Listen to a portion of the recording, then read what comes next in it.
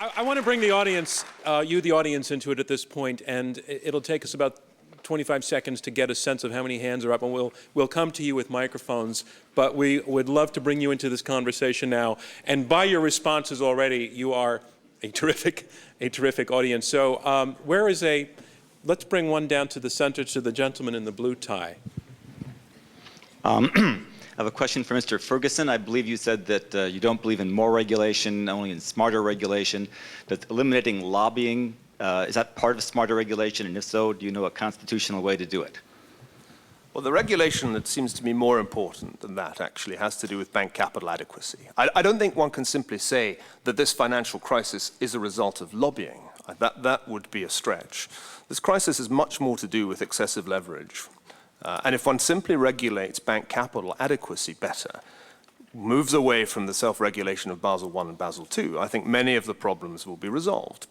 I've written on this, could I finish? I mean, I know you're eager to have at me, and I'm always welcome interruptions. Just want to remind you that the victims in the crime that we're discussing here are the taxpayers and voters of the United States, who are now on the hook for, what, $9 trillion?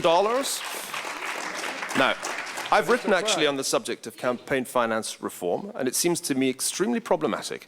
It's been cited, I don't know where you got this evidence from, Nell, that most other countries in the world don't have this problem. It's completely untrue. The problem of corruption is endemic in most countries, and the United States is very far from being the worst. People talk about the BRICS, Brazil, Russia, India, China, all vastly more corrupt than the United States. The exceptions are a tiny number of countries in Europe, which for cultural reasons seem not to suffer from chronic corruption. Those countries do not suffer from chronic corruption, not because of regulation. There are many, many regulations that restricts lobbying and campaign finance in Europe. And in some European countries they work, and in others they don't at all. They're simply circumvented. So don't delude yourself. You can't simply fix the problem of financial crises by eliminating political finance. Are you saying that there was no lobbying involved in reducing the capital requirements? There was humongous lobbying involved. I couldn't agree more. I'd like to see Alex Berenson, who's been patient now. No, I think what we all would agree on is that in a very real way, Wall Street has set the conditions of its own regulation in the last 15 years. And clearly that has gone too far. And Washington, I mean, to me, seems to work best when there are two strong sides, debating an issue. When it came to deregulating the banks, there really wasn't anybody saying, don't do it. I mean, there were a few people who didn't have any money, but the commercial banks wanted it and the investment banks went along with it, and nobody really disagreed. So when you have a condition where the industry is essentially creating its own regulation, that's no regulation. And then it falls even more on the people, the executives, the managers in that industry to act like adults, which they did not do. Niall Ferguson. One question for you, Alex. You represent the fourth estate here, the press.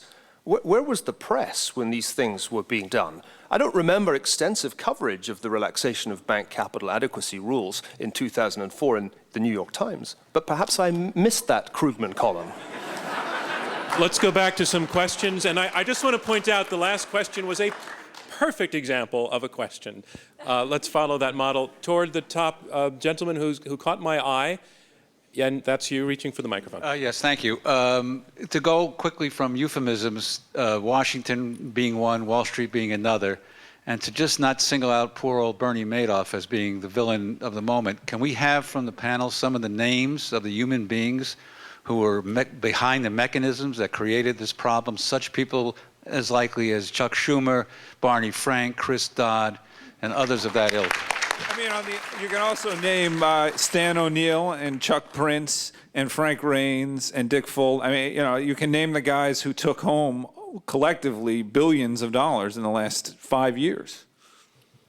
John Steele Gordon, just because you haven't spoken in a while, would you like an in on this? Well, Frank Raines, of course, was a Washingtonian to his fingertips. And the CEO of a public corporation. A public corporation that had unique tax advantages and had an implicit government guarantee, even though legally there was no guarantee, but it was implicit. And of course, when they did collapse, the government came up and bailed them out, which is why they were able to borrow money at below market rates. I mean, so it was, Fannie and Freddie were economic chimeras created in Washington by the government for purposes of making the government books look better. And then they ended up with this beast. Question from the far top. In the impetus for what happened, there's been a lot of talk about greed on the side of the folks arguing for the resolution as an excuse. I'd like to hear you address the question, though, of incompetence. You said incompetence? Incompetence. A lot of these companies, they didn't just take risks, they weren't just greedy. The leadership was incompetent. They ran their companies into the ground. They're bankrupt. And only because of the risks to the rest of the country and the world economy, taxpayers have bailed them out. What about this question of incompetence? Thank you. To which side are you addressing your question? For the motion. For the motion. Wait, Nouriel.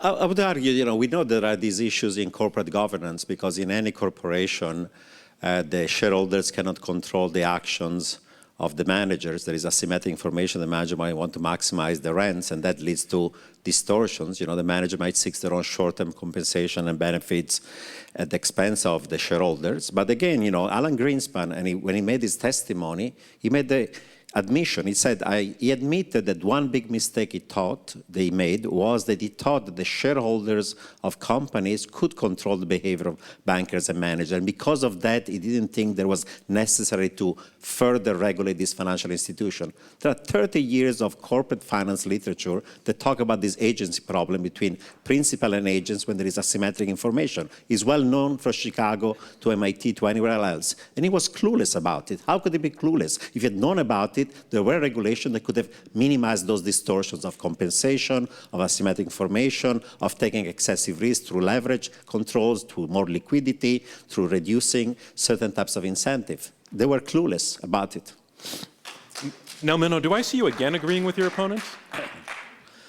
Listen, as I said, there's a lot of blame to go around, there's a lot of incompetence to go around, but when Paul Volcker says that he did not understand the derivative securities, it seems to me we should have a Paul Volcker rule that if Paul Volcker doesn't understand it, you should not be able to sell it. Question from the center. And in 2000, we decided to completely deregulate any credit derivatives that should be over-the-counter, not on exchange, no settlement rules, no clearing rules, no counterparty rules, nothing. That was a mistake of policy. There were people in policy at the CFTC who were against it, and SEC, the Fed, and everybody else said no, should be a free market and they regulate, and that led to the disaster of credit derivatives and CDS. Wouldn't that have just driven? We could have put them on an exchange. But if we had done that, wouldn't the firms have just traded those overseas? No, because that's why you have international rules, and we have rules about avoiding that jurisdictional arbitrage. So it's now Brussels' problem? No? It's now Brussels. Listen, that we're we have on debating? capital, we have international rules. There is a agreement that there has to be coordination of international regulatory policy, because otherwise things are going to go offshore. But instead of cracking down on offshore centers, we're stimulating them. That was, again, a mistake of policy. Jim Chanos. Well, actually, after LTCM in 1998, Jerry Corgan and others were charged with the effect of looking at credit derivatives and basically went to the industry, who went down the self-regulatory route for clearing and other mechanisms. So again, we have a case of Washington going to the industry and the industry doing what it could to drag its feet or skirt what was probably good policy all along.